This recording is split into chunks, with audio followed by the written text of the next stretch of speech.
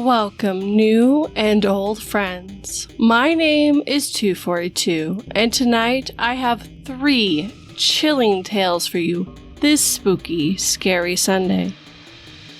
Remember, if you'd like to help this channel, hit that like button, subscribe, and I have merch and a Patreon. Turn off your lights, make sure your doors and windows are locked. Things are about to get spooky.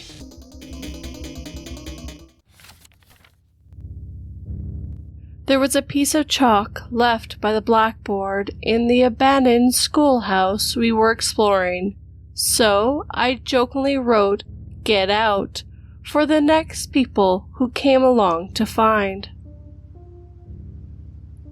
I shone my flashlight around the otherwise empty room to see the graffiti-covered walls, but when I settled back on the blackboard, the words, "No you," along with the chalky handprints, were now underneath what I wrote. The Wow Planet by NinjaGal15. August 15th, 1977. Ohio State University received a signal from Sagittarius constellation. It was an unknown origins, but believed by some to be a sign of extraterrestrial life. Nobody knows that we sent a crew out there in 1985. There are 32 stars with planets within the constellation, and the closer they got, the easier it was to narrow down possible origins. The crew found the signal originated from a core of one exoplanet, which they dubbed the Wow Planet. All of them heard strange noises, but they heard it together, all but one. One of the crewmen, Simon, went insane. He claimed to hear a song calling for him, singing sweet rhymes into his ear. The crew eventually had to tie him down after he attacked some of them, resulting in one casualty. Seeing Simon was past help, the crew finally agreed to let him go to the crater, as long as he took a video cam with him and transmitted the signal back to them. He agreed, practically panting at the prospect of finding his precious song. Simon ran as fast as the stronger gravity would allow, diving into the crater as if he wouldn't get hurt from the fall. The crew watched the live transmission, assuming Simon would simply fall and die.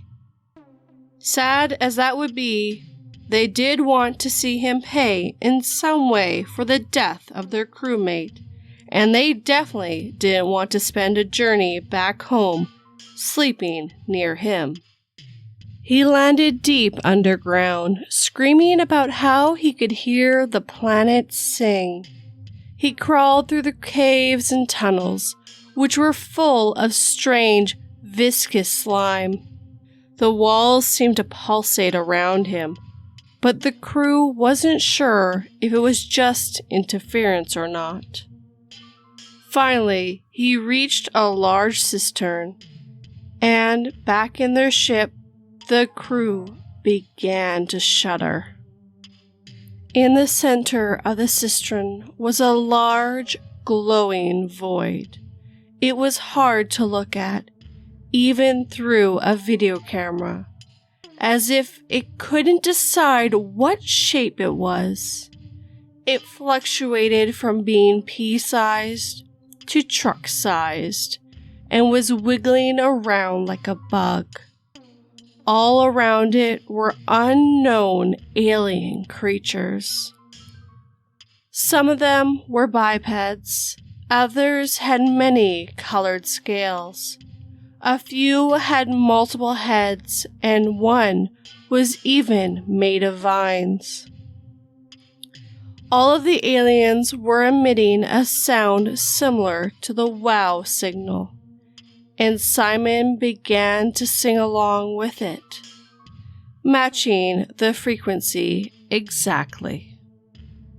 The void in the center grew in size, and for a moment the crew thought they saw Simon's face inside of it, screaming alongside the other alien creatures.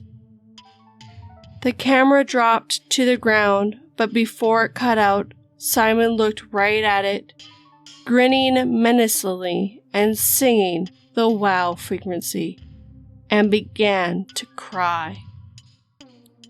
The crew returned home and, sworn to secrecy, tried to return to normal life in NASA, studying other anomalies, putting aside both the weird creature and the confirmation of extraterrestrial life. It wasn't easy, but they did their best. Yesterday, I was diagnosed with terminal lung cancer. I don't have long left, even less time, since I'm skipping treatment. The very last thing I want to do is tell the truth. I was one of the researchers who received the footage from Earth when they returned. Every night when I close my eyes, I see the aliens singing. I hear the wow frequency inside my head. I see the crewmate Simon screaming and singing at the same time, as if living an eternity of pain and ecstasy. I know this for sure. We aren't alone in the universe. But I don't think we'll be investigating any more space signals.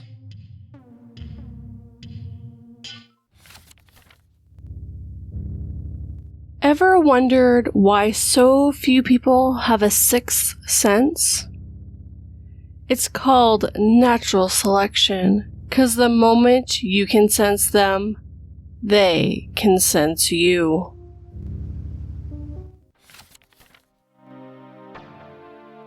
Memories by As the Raven Dreams. What's the old adage? Never work with children or animals? He hovered over me and chuckled. En contraire, my friend, working with children nets the best results. But animals are easier to get nowadays. His face twisted into a malicious grin. Then there are people like you that make my life even easier. Not only are you in plentiful supply, the world doesn't question the ethics of what I'm doing. What exactly are you doing? A suit in the corner with his arms crossed was clearly not as amused with this whole scenario. The intention of this experiment is to remove the subject's memories so that only the most painful exist, the doctor continued, hovering over me. This subject is in prison for murdering his own daughter. Quite a sickening act, even for the worst individuals. I didn't murder her, I mumbled my words in a low tone. That's what you keep saying, yet here you are. The doctor grinned again. Regardless of our friend's lies, you will be witnessing the next step in criminal rehabilitation. Currently, we throw these evil individuals in a 10 by 10 cell and call it a day. In the near future, and today, we will instead implant tremendous mental and emotional pain into the subject for a short amount of time in order to show them the errors of their actions. And how does this fix the prisoner? Another suit asked his question. It's not dissimilar to the pain compliance that you used when arresting a subject.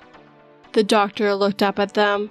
Except by triggering their emotional pain we can almost rewrite the evil out of their brain, and do so within hours or days, not decades. "Please don't," I begged in a whispered tone. "I'm sorry, sir. You were chosen to be the first subject." The doctor smirked down at me. "And the first subject you shall be." He connected a device over my scalp and plugged various wires into each other. "Now, there will be a slight sting. Once the connection is made, you won't feel anything, and your vision will go dark. This is completely normal, and you shouldn't worry about it. Within a moment or two, the machine will get to work, digging into those memories and deciding, via a very complex algorithm, which one will do the trick. Then that memory will be played in your head on repeat until the rehabilitation is complete." As he finished the explanation, I could feel a slight pain in my head. "And how do you know when it's finished?" one of the men in the room asked the doctor. "The machine will decide." He reached over and grabbed his jacket. "Until then, let's get lunch, gentlemen." I could faintly hear their feet scuffling as the room faded to black. Within seconds, I was back home, standing outside my front door. I could feel my heart racing as I reached out and opened my front door to find my daughter lying dead on the floor.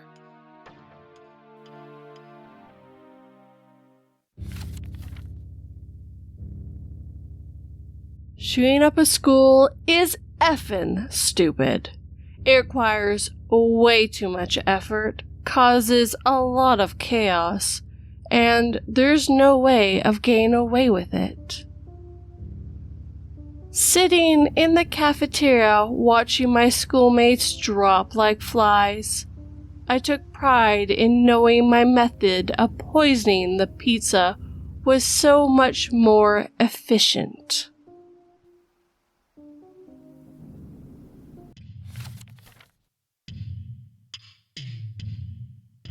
Beautiful Monster by 242. The day I met her was nothing special, or so it started that way. I had gone over to a friend's house for a little get-together. It was just a few friends to hang out and talk. Since I had locked myself in my house for the last few weeks, it is nice to get out for a little. Amber had broken my heart, and I just needed to get over her. Then she walked into the room. Her name was Vivian, and she looked how I always imagined the goddess Aphrodite to. She had on a tight red dress that looked like it was made only for her, hugging each curve in just the right way. Her light brown hair framing her face to show off her bright gray eyes. They held an intense look to them. She had legs that just didn't seem to have an end to them. I knew the moment her eyes locked on me, I would ask her out. After a bit of time, I walked up to this beauty, Vivian. It took me a little time to get into the groove of talking to her, but soon she was smiling and laughing. Her voice and laugh were music to my ears. How was someone like this even able to be real? I asked myself. It took me a bit of time, but I asked her out to dinner, and she said yes. I took her to my favorite restaurant. It might look like a hole-in-wall, and at first she didn't seem to be sure. Once she tasted the food, she understood why I picked this place. The food was always so good, and though it looked run down, it was well taken care of. We talked, and I learned she was a lawyer. A goddess like her could truly make anyone agree with her, I thought. We headed into a park after dinner to talk. I put my hand on her hip, and she didn't stop me, a soft smile on her face as she looked at me. "Kiss me," she commanded, and I did as she told me. The kiss was like nothing before. It was like fireworks going off in my head. I felt nothing like this before. After what felt like a lifetime, she pulled her lips from mine, telling me it was time to head home. I shook my head, but nodded. A few weeks passed by. I had gone to her home a few times, but we had only made out. I was growing more impatient each day. How could she keep pushing me away? How could she not desire me as much as I did her? So I decided one night I'd finally just sneak into her house and show her how much I needed her. Last time I was over, I had unlocked a window in the basement and used it to get in. She had said she never really went down there. It was dark down here, but there was enough so I could see. I stopped dead when I heard footsteps above me. But it wasn't her soft ones. It was heavier. Was she cheating on me? Was she with another man before me? I felt my vision go red as I walked into a bookcase. A book fell off and hit the ground. "Shit," I said quietly as I went to pick it up. Upstairs, no one seemed to move towards a door that led downstairs. I let out a breath and moved to the book to pick it up. I had to stay calm if I was going to show her. The book had opened and spilled its contents. Photos had fallen out, all over the ground. They were of different men, all with their throats slashed and hanging over the bed. She stood there smiling her beautiful smile with blood all over her face. I put the photos away into the book and looked at it. I knew what I needed to do. I headed upstairs, the book in my hand. I headed to her bedroom, a man naked and tied to her bed. She had left her door open, not expecting me. I pulled out my own knife. I needed to do something. Vivian hadn't noticed me at all. She was bent over, grabbing something, probably a bowl for the man's blood. He was blindfolded, so he couldn't see anything. "Vivian," I said with a strength I didn't know I had. She looked at me with those eyes. I held out the book. "I know what you're about to do." "You do you?" she said, pulling a bowl up, her voice soft. "Planning to stop me?" I moved closer to the man who was now pulling on his restraints. I moved my knife closer to him. "No, Vivian, I desire to help you." With that, I slit his throat. She moved the bowl under the cut to collect his blood. I looked at her and smiled. I saw her smile, a true, warm smile, as the blood drained from our sacrifice. I had found another demigod who understood blood kept us looking young and beautiful forever. Amber hadn't tasted as good as this man did.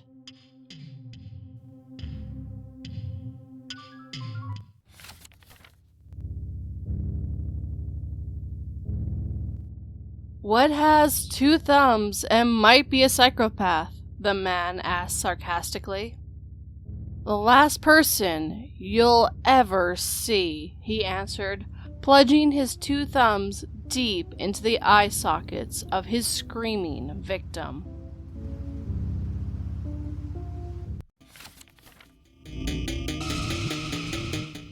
I do hope you enjoyed these 3 tales. The first one about the wow signal really got me thinking about it. I'd also like to thank As the Raven Dreams for letting me read one of his stories as well. Remember to hit that like button and make sure it feels it. If you only want to hear audio, then check out my podcast. If you'd like to help this channel, then subscribe and share this video with people you think will enjoy it. If you want something else, like one of my avatars on a mug, I have merch. 2 different links, but they're different price points. If you want early access to the audio and some other bonuses, check out my Patreon. But most of all, thank you for watching. Sleep tight, and I hope 42 doesn't bite.